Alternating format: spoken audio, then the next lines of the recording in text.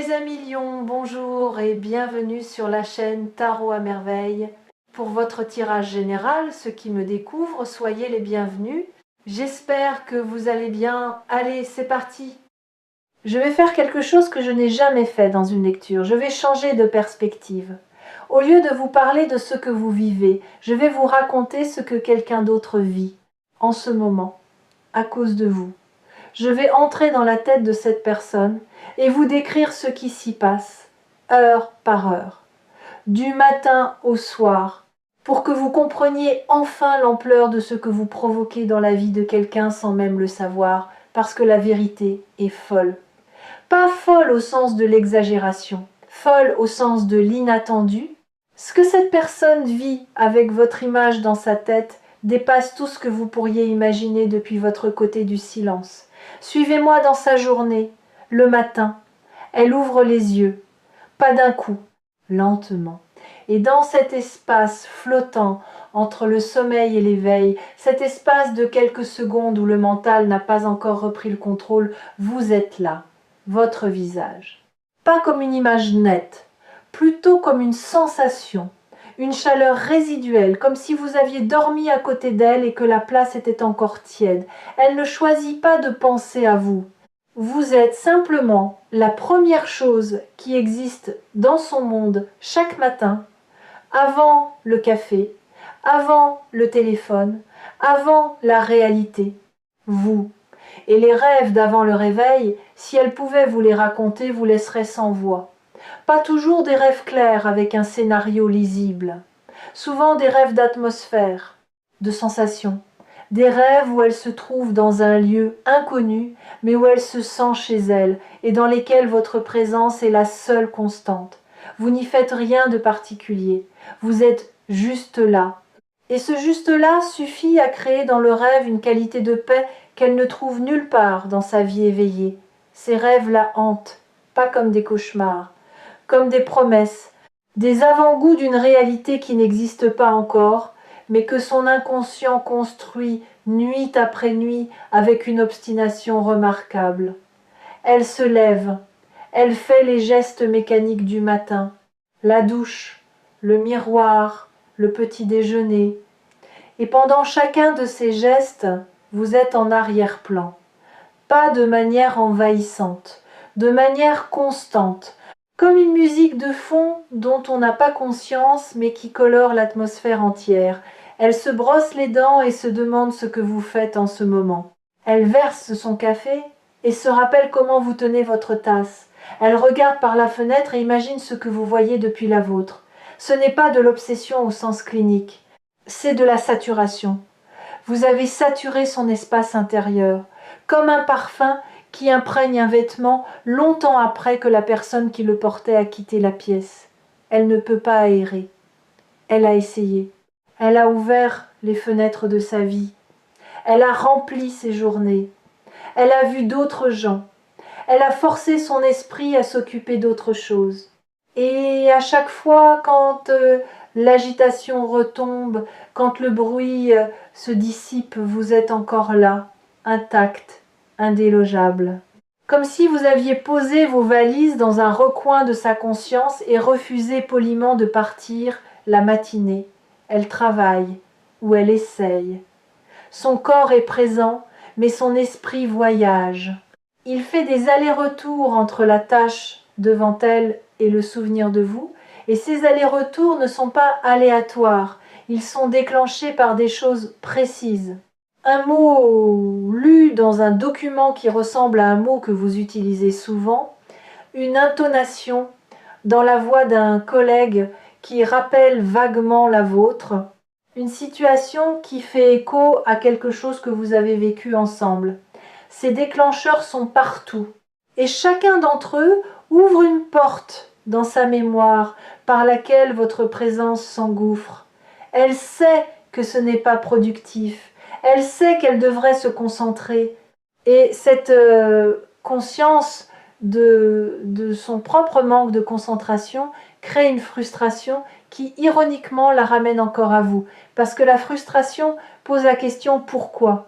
Pourquoi cette personne occupe-t-elle autant d'espace ? Pourquoi cette présence ne s'estompe-t-elle pas avec le temps comme les autres? Et la réponse à ce pourquoi est exactement ce que cette vidéo est venue vous révéler. La réponse est simple et elle change tout. Cette personne ne pense pas à vous parce qu'elle est bloquée dans le passé. Elle pense à vous parce que vous faites partie de son avenir. Son inconscient le sait, sa raison refuse encore de l'admettre. Mais son instinct, son corps, ses rêves, ses pensées involontaires, tout en elles pointent dans la même direction, vers vous. Et quand l'ensemble d'un être humain pointe dans une direction que la raison seule refuse, c'est toujours la raison qui finit par céder. Pas d'un coup, par épuisement. L'épuisement de résister à ce qui est évident pour tout sauf pour le mental. Cette personne est en train de s'épuiser de vous résister et l'épuisement est le dernier stade avant la reddition. La reddition ne signifie pas la défaite. Elle signifie l'acceptation de ce qui est, de ce qui a toujours été, de ce que chaque fibre de son être lui crie depuis le début et qu'elle a recouvert de raisonnement, de justification et de silence stratégique. Avant de vous donner la suite, continuons la journée. Le milieu de journée.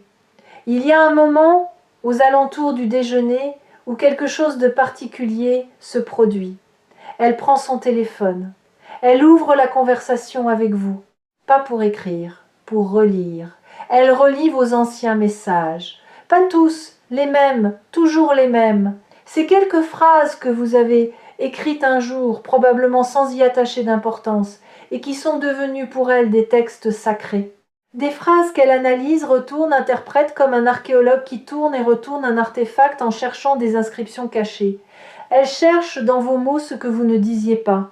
Elle traque entre les lignes les sentiments que vous ne formuliez pas. Et parfois elle croit trouver un indice, une nuance. Un mot choisi plutôt qu'un autre qui pourrait signifier que vous ressentiez la même chose qu'elle. Et cette possibilité, aussi ténue soit-elle, suffit à alimenter sa pensée pour le reste de l'après-midi. Puis elle referme la conversation, sans avoir écrit, comme d'habitude. Parce que l'écart entre ce qu'elle voudrait vous dire et ce qu'elle ose vous dire est un océan. Et elle ne sait pas nager dans ces eaux-là. Pas encore. Vous devez comprendre quelque chose ici. Cette personne ne manque pas de courage en général. Dans d'autres domaines de sa vie, elle est forte, décisive, capable de prendre des risques. Mais face à vous, face à ce que vous représentez, face à l'intensité de ce qu'elle ressent, tout son courage se liquéfie. Parce que l'enjeu est trop élevé. Parce que vous n'êtes pas un risque calculable, vous êtes le risque qui ne se calcule pas, celui où la perte potentielle est si grande qu'aucune stratégie ne peut la contenir. Et face à ce type de risque, même les plus courageux hésitent l'après-midi. Quelque chose se passe dans l'après-midi qui la prend au dépourvu, une pensée nouvelle, pas le souvenir habituel de vous, quelque chose de différent. Une projection, elle vous imagine dans le futur, pas un futur lointain et abstrait, un futur proche et concret. Elle se voit dans une scène quotidienne avec vous, pas une scène spectaculaire, une scène ordinaire, faire les courses, rire devant un film, se disputer pour une broutille et se réconcilier avant la fin de la soirée, conduire en silence avec juste la radio et la certitude de la présence de l'autre. Ces projections ordinaires sont les plus révélatrices. Quand on imagine quelqu'un dans le spectaculaire, dans le voyage de rêve ou le dîner romantique, c'est le fantasme qui parle. Mais quand on imagine quelqu'un dans le banal, dans le quotidien sans éclat, dans la répétition des jours sans rien de spécial, c'est le cœur profond qui s'exprime. Le cœur qui ne veut pas une aventure, qui veut un foyer. Et cette personne vous voit dans son foyer, pas comme un invité, comme un résident, comme quelqu'un qui a sa tasse dans le placard, sa place sur le canapé, son empreinte dans la routine. Cette projection l'effraie autant qu'elle la réchauffe. Parce qu'imaginer quelqu'un dans son quotidien, c'est admettre une dépendance. Et admettre une dépendance quand on ne sait pas si l'autre ressent la même chose, c'est se mettre en danger. Un danger que le mental refuse catégoriquement. Mais le cœur n'obéit pas au mental. Il n'a jamais obéi au mental. Et les projections continuent. de plus en plus précises, de plus en plus fréquentes. Elles ne sont plus occasionnelles, elles deviennent le paysage par défaut de ces moments de repos. Dès que son esprit n'est pas activement occupé par autre chose, il revient à ce futur imaginé avec vous. Comme un fleuve qui retrouve son lit naturel dès qu'on cesse de le dévier, et il y a une projection en particulier qui revient plus souvent que les autres, une scène si simple qu'elle en est presque ridicule. Vous êtes ensemble, il n'y a rien d'autre, pas de lieu particulier, pas d'activité spécifique, juste la présence mutuelle et le sentiment que rien d'autre n'est nécessaire, que la présence elle-même est suffisante. Cette projection-là, c'est la quintessence de ce que cette personne désire, pas l'excitation, pas le drame, la suffisance tranquille d'être ensemble. Et si vous saviez à quel point cette vision simple et puissante dans l'esprit de quelqu'un qui s'est habitué à la complexité et à la lutte, vous comprendriez pourquoi elle ne peut pas vous oublier. Vous représentez la paix. Et dans un monde épuisant, la paix est la chose la plus précieuse qui existe. La fin d'après-midi. C'est l'heure où la fatigue de la journée commence à éroder les défenses. Et quand les défenses tombent, la vérité monte. Pas la vérité raisonnée, la vérité brute, celle qui ne s'embarrasse pas de logique ni de prudence. Et cette vérité brute dit ceci: tu lui manques, pas il ou elle me manque parfois un peu quand j'y pense. Tu lui manques comme l'oxygène manque en altitude, comme le sol manque à celui qui tombe, de manière physique, palpable, indiscutable. Cette personne ressent votre absence dans son corps, pas seulement dans sa tête, dans ses mains qui n'ont personne à toucher, dans sa voix qui n'a personne à appeler, dans cet espace vide à côté d'elle, dans la voiture, au restaurant, sur le canapé, qui a exactement votre forme et qui refuse d'être rempli par quoi que ce soit d'autre. Il y a une expression que les psychologues utilisent pour décrire ce phénomène. Ils parlent d'empreinte, comme l'empreinte qu'un corps laisse dans un matelas trop mou. Même quand le corps n'est plus là, la forme reste. Et chaque fois que quelqu'un d'autre essaye d'occuper cet espace, l'inadéquation est immédiate. Trop grand, trop petit, trop anguleux, trop doux, rien ne correspond. Parce que l'empreinte a été moulée par vous, par votre manière unique d'occuper l'espace, par votre chaleur spécifique, par la géographie exacte de votre présence. Et cette empreinte, avec le temps, ne s'aplanit pas, elle se creuse, parce que chaque jour d'absence ajoute du poids au souvenir. Chaque jour s'en vous rend le contour plus net, plus défini, plus impossible à ignorer. C'est le paradoxe cruel de l'absence. Ceux qui partent ne deviennent pas plus flous avec le temps. Ils deviennent plus nets, plus précis, plus irremplaçables. Et cette personne le découvre chaque jour un peu plus. Si vous ressentez une vibration en ce moment, si quelque chose tremble légèrement dans votre poitrine en entendant ces mots, c'est parce que ce qui est décrit ici vous concerne directement. Les messages de tarot à merveille ne trouvent jamais les mauvaises oreilles. Si votre cœur bat un peu plus vite, c'est qu'il reconnaît la vérité de ce qui est dit. Écoutez-le. Il sait des choses que votre tête refuse d'admettre le soir. Le soir est le moment le plus difficile pour cette personne, parce que le soir, les distractions s'éteignent, le travail s'arrête, les obligations se taisent. Et dans le silence qui suit, votre présence devient assourdissante. Elle met de la musique, elle tombe sur une chanson qui lui rappelle un moment avec vous. Elle change de chanson. La suivante aussi lui parle de vous, mais différemment. Elle éteint la musique, le silence revient, et dans le silence, votre voix, pas votre voix réelle, votre voix dans sa mémoire. Les choses que vous avez dites, le ton que vous aviez, cette manière particulière de prononcer certains mots, cette intonation qui n'appartient qu'à vous. Et cette voix fantôme, au lieu de s'atténuer avec le temps, se précise, se clarifie, comme si l'absence polissait le souvenir au lieu de l'éroder. Elle prend son téléphone, encore. Cette fois, elle écrit quelque chose.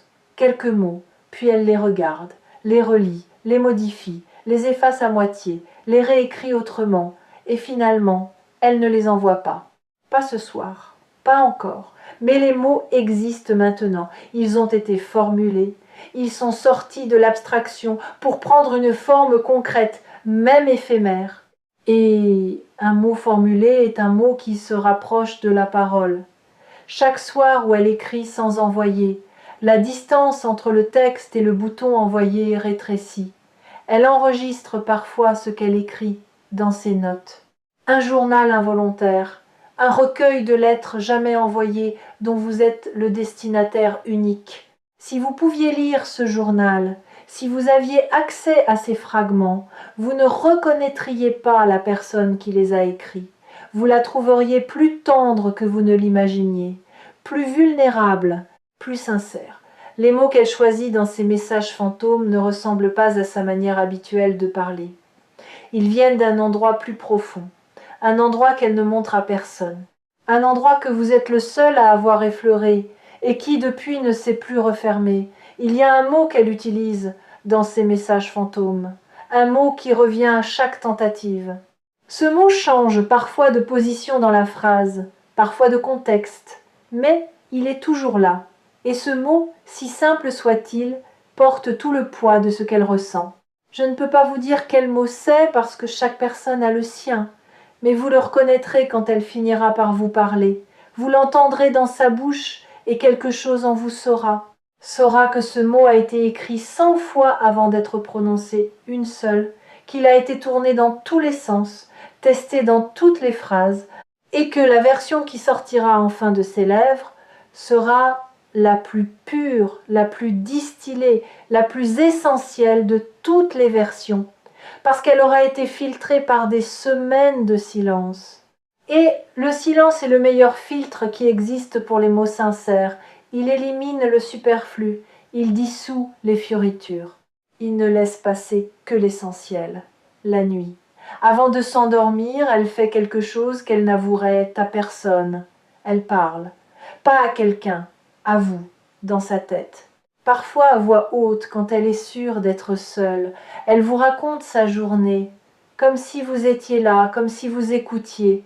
Elle vous dit les choses drôles qui se sont passées, les choses frustrantes, les petits détails insignifiants qu'elle ne partagera avec personne d'autre parce qu'ils n'intéressent personne d'autre, mais qui, dans sa tête, vous intéressent vous, parce que dans sa tête, vous êtes la personne qui s'intéresse aux détails insignifiants de sa vie, qui trouve de la valeur dans le banal, qui écoute sans juger, qui rit au bon moment, qui pose les bonnes questions.